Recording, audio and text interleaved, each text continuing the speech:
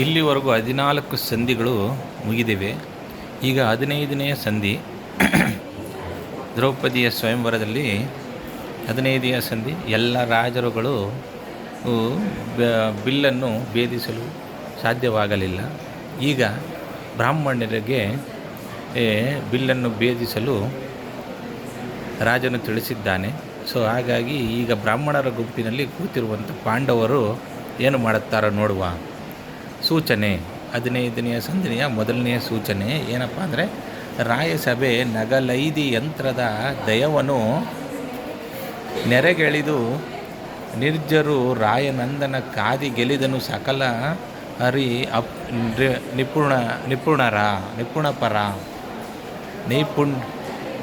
ಅಂದರೆ ಸ್ವಯಂವರವ ಮಂಟಪದಲ್ಲಿ ಸೇರಿದ ರಾಜರು ನಗುತ್ತಿರಲು ಅರ್ಜುನನು ಯಂತ್ರವನ್ನು ಗೆದ್ದು ಬಳಿಕ ಸಮಸ್ತ ಶತ್ರು ರಾಜರುಗಳನ್ನು ಸೋಲಿಸಿದನು.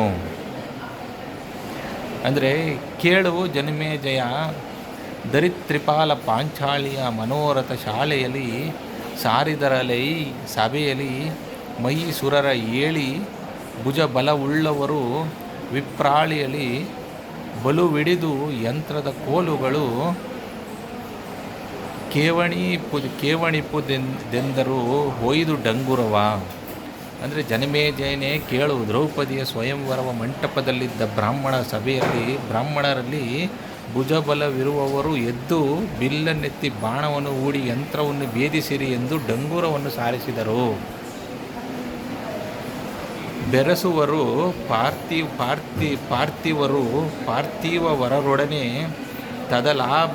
ತದಲಾಪಕ್ಷಂ ತರಕೆ ಪಾರ್ಥಿವ ಸುತೆಯ ನೀವದು ವಿಪ್ರಜಾತಿಯಲ್ಲಿ ಪುರುಷರನ್ನು ಲೋಮದಲ್ಲಿ ವರ್ಣ ವಹುದು ವಿಲೋಮದಲ್ಲಿ ವಿಸ್ತರಿಸಲೇಕಿದೆ ನೀವು ಬಲ್ಲಂ ಶಾಸ್ತ್ರ ನಿರ್ಣಯವ.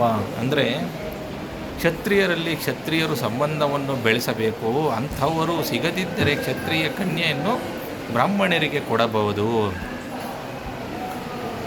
ಪುರುಷರು ಅನುಲೋಮದಲ್ಲಿಯೂ ಕನ್ಯೆಯ ವಿಲೋಮದಲ್ಲಿಯೂ ವಿವಾಹವಾಗಬಹುದು. ಶಾಸ್ತ್ರ ನಿರ್ಣಯವು ನಿಮಗೆ ಗೊತ್ತಿರುವುದರಿಂದ ವಿವರವಾಗಿ ಹೇಳಬೇಕಾಗಿಲ್ಲ ಎಂದು ಹೇಳುತ್ತಾರೆ. ಅಂದರೆ ವರನು ತನ್ನ ಅಥವಾ ಕೆಳಗಿನ ವರ್ಣದಲ್ಲಿ ಮದುವೆಯಾಗಬಹುದು, ಕನ್ಯೆಯನ್ನು ಅವಳ ಅಥವಾ ಮೇಲು ವರ್ಣದವರಿಗೆ ಕೊಡಬಹುದು ಎಂದು ಶಾಸ್ತ್ರವಿದೆ ಎಂದು ಸಾರಿದ ದನಿಯನ ಧ್ವಜವೃಂದ ವಾಲಿಸಿ ನಮಗಿದೇಕರ ವಿಂದ ವದನಯ ತೊಡಕುತೆಗೆ ನಾವಾರು ಧನುವಾರು ಬಂದ ದಕ್ಷಿಣ ಪೃಷ್ಠ ಭೋಜನದಿಂದ ತುಷ್ಟರು ನಾವು ನಮಗಿದರಿಂದ ಬಹು ದುಷ್ಕೃತಿ ಬರಲೆಂದುದು ಬುಧಾವ್ರತ. ಅಂದರೆ ಹೀಗೆ ಡಂಗೂರ ಸಾರಿದುದನ್ನು ಕೇಳಿದ ಬ್ರಾಹ್ಮಣರು, ನಮಗೆ ಈ ಹೆಣ್ಣಿನ ತೊಡಕು ಬೇಡ, ನಾವೆಲ್ಲಿ ಬಿಲ್ಲೆಲ್ಲಿ, ಮೃಷ್ಟಾನ್ನ ಭೋಜನ ದಕ್ಷಿಣೆಗಳು ನಮಗೆ ಸಾಕು, ಇದರಿಂದ